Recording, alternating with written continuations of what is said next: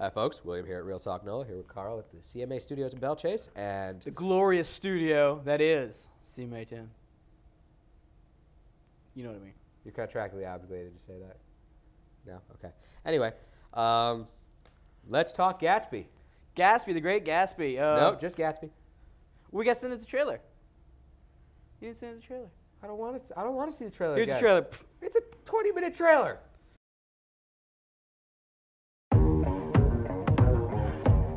New York, 1922. The tempo of the city had changed sharply.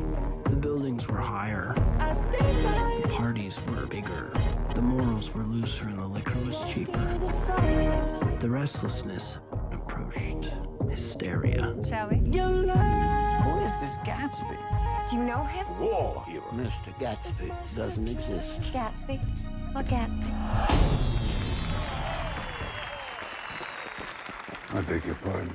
Mr. Gatsby would like to speak to you. Alone. So that was Great Gatsby.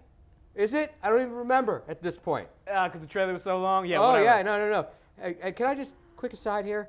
Please, can we make sure that we all see this in 3D? Because if there's anything that needs to be made in 3D, it's a book movie. Yeah, you know, I will admit that. The drama of it. You know, Yeah. Thank you, Disney, for holding this up, making sure it came out on time, but with the right technology. Yeah. Another $15 ticket movie that I need to see, which, by the way, has been done pretty much since they've been making the motion pictures.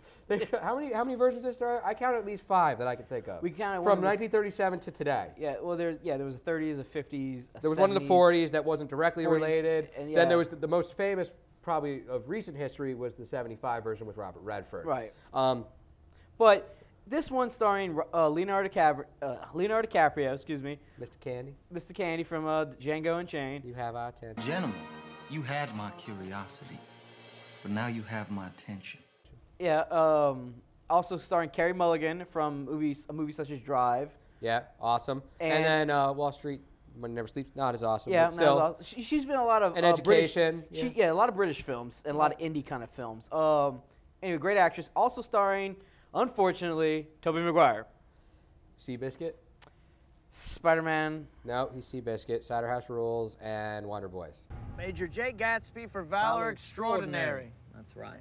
Could it all be true?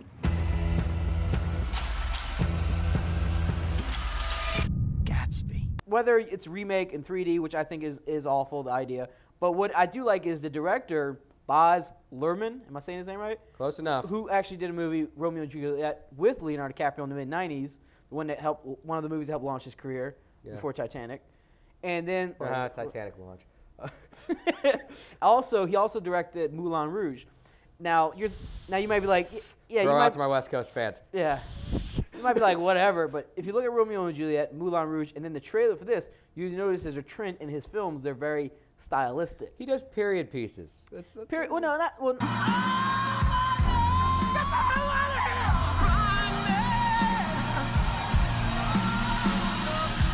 This movie is very stylistic. It has almost like a glaze over everything. It's very vibrant and gold. I'd say glaze, yeah. No, mostly the audience's eyes. Yeah. That's where the glaze is. Booyah! Pun! Got it! Anyway, but as you can see here in the trailer, the images from the trailer. Well, not me. That's the trailer. Yeah, well, I'm not pointing you. I'm doing this. Like, hey, look, it's like so it's like home shopping network. Okay, got it. Okay. Serving it up on a silver platter. Oh, booyah! It's a Great Gatsby silver spoon. I made a connection. Done. All right. So, also, I want to talk about the music in this film.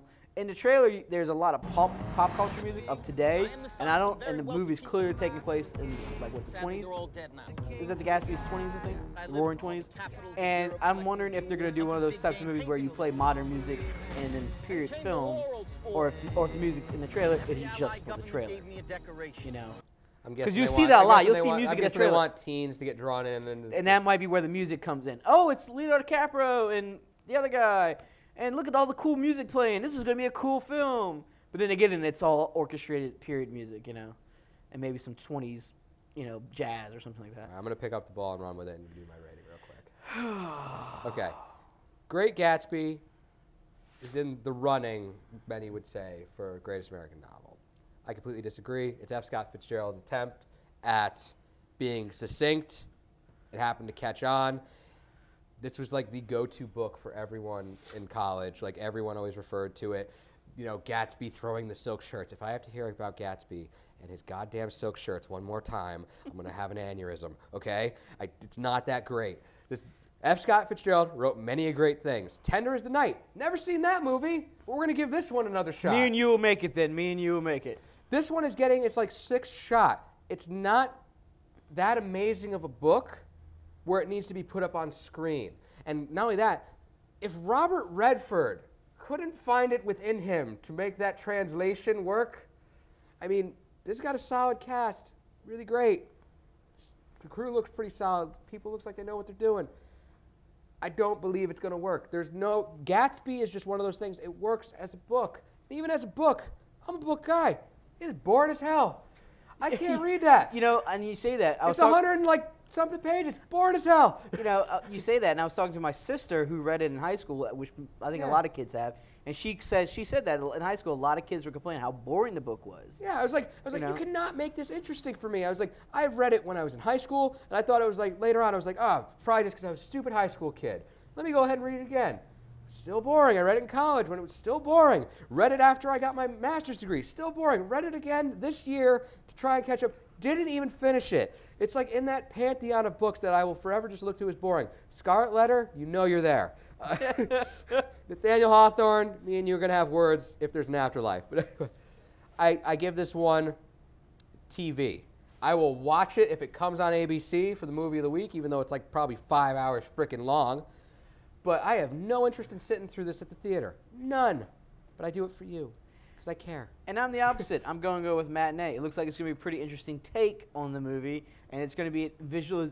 For me, the filmmaker, I want to see it for the visualization, possibly the soundtrack and the acting. Maybe not so much, because I'm going to say this right now. I never read the book. I don't read a lot of books. I read a lot of technical articles online, and I don't read a lot of actual books.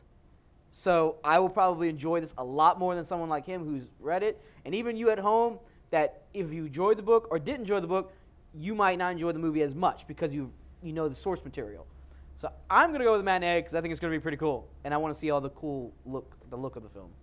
You know, the visualizations. He might be doing illegal stuff. Shut up. He might be doing illegal stuff, and it turns out that's an empty life. I just saved you 5 hours. You're welcome. Anyway, we'll be right back. More here on Real Talk NOLA.